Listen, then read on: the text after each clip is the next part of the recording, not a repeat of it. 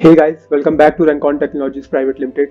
मैं अमन कश्यप और guys, Google ने फाइनली सर्च कंसोल के अंदर एआई रिलेटेड रिपोर्टिंग लॉन्च कर दी है।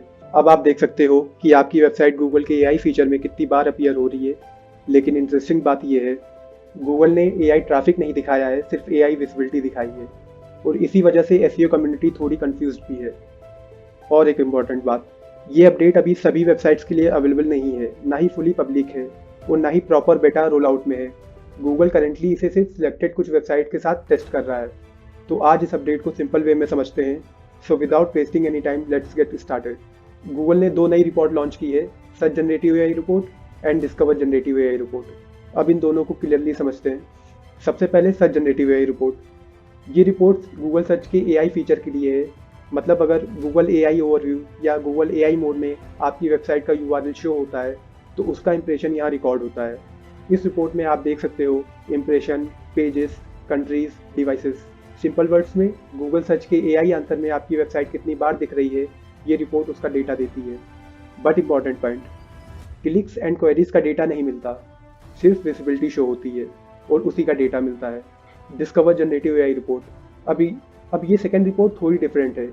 ये गूगल डिस्कवर के एआई एक्सपीरियंस के लिए है। मतलब गूगल डिस्कवर फीड में जब एआई जनरेटेड रिकमेंडेशन या समरीज के थ्रू आपका कंटेंट शो होता है तो उसका इंप्रेशन यहाँ ट्रैक होता है। इस रिपोर्ट में आपको इंप्रेशन, पेजेस, कंट्रीज का डेटा शो होता है, लेकिन डिवाइस का डेटा यहाँ अवेलेबल नहीं है। अब सिंपल डिफरेंस समझते हैं।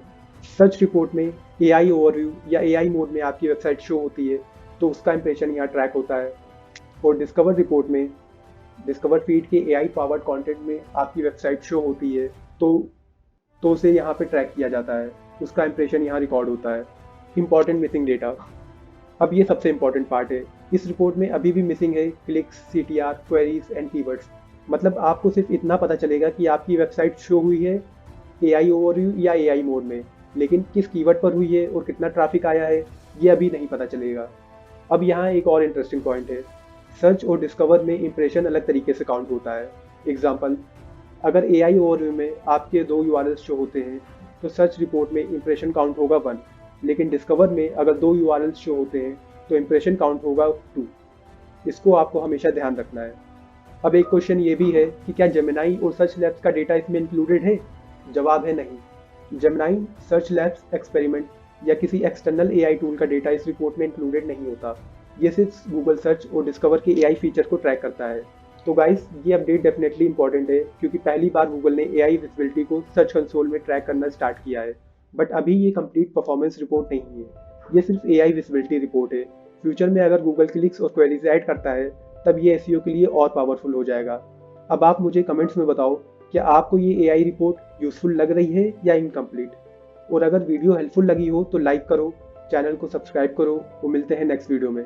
बाय।